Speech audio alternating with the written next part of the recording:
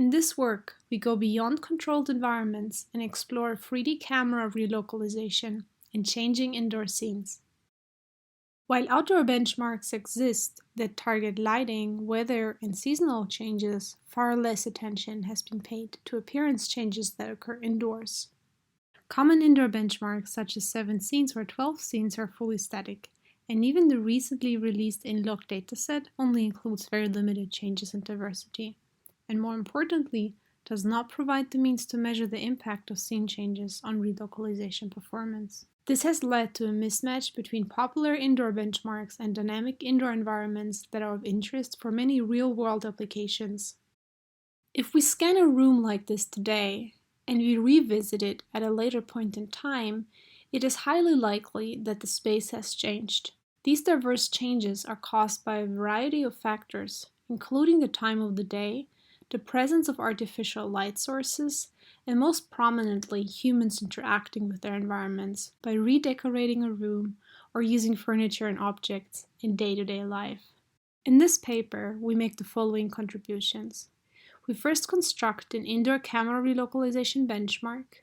We then propose a new metric to evaluate camera relocalization performance, as well as a novel framework to quantify 2D change in indoor scenes, covering appearance, geometric, and semantic change.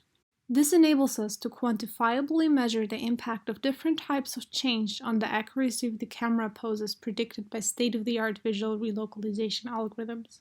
We release a set of open challenges for the community to work on and make our benchmark, framework, and evaluation tools publicly available. Our dataset called RIO10 features a subset of 10 scenes from FreeRScan. It has 64 RGB-D sequences with very diverse changes and features 250,000 frames in total. 10 scenes in RIO10 were selected partly due to their scanning frequency and partly due to their scene and change diversity. Indeed, they are among the scenes in FreeRScan with the highest time span and scanning frequency. It features many different indoor scenarios, from messy laundry basements to offices and bathrooms, as well as very different types of changes. We then introduce different measures to quantify the extent to which a test RGB-D frame has changed with respect to a reference scan. So given the 3D reference reconstruction and a corresponding rescan, our objective is to compute the amount of change on the frame level. For this, we make use of synthetic views of the aligned semantic and texture 3D models. These synthetic views are produced by feeding the same camera pose intrinsics and 2 underlying 3D models into a rendering function.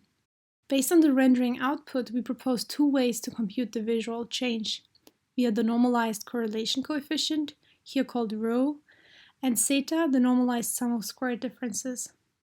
Similarly, the geometric change measure utilizes a depth rendering function to compute the average per pixel difference between a depth rendering of each 3D model.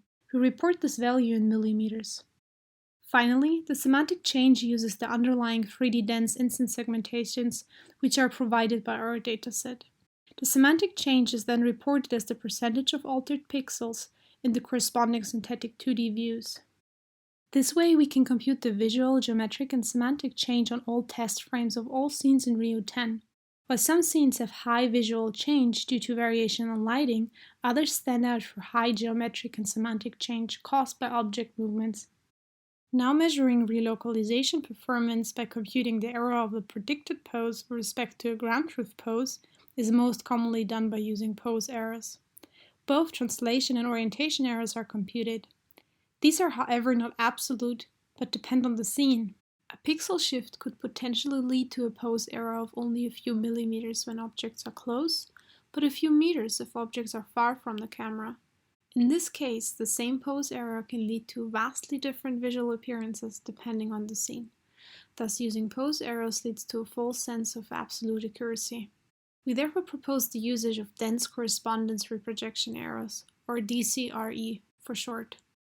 Intuitively, this is the ground truth reprojection error of the dense point cloud generated from a 3D model. Specifically, the 3D model of the sequence of interest is first rendered from the ground truth pose. This gives us a high-resolution dense depth map that can be back-projected into the scene. The resulting points are then transformed before being rendered back onto the image plane to get the 2D ground truth correspondence and its displacement error. One major advantage of such a measure is that it gives us an error that correlates with visual perception. Another desirable property of DCRE is the fact that it's represented by a single number.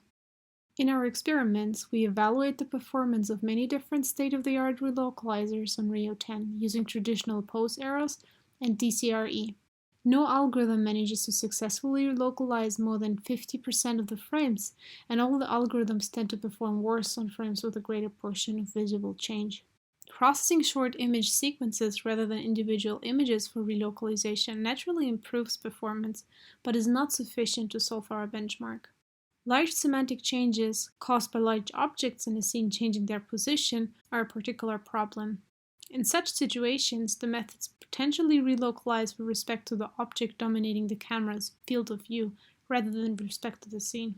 We believe that long-term camera relocalization in indoor scenes requires the learning of higher-level scene concepts, such as the scene semantics, or an object-level understanding of poses, dynamics, and appearance variations, so as to be better able to reason about scene changes. For more information about the dataset and tools, please visit our project website. Thanks for watching.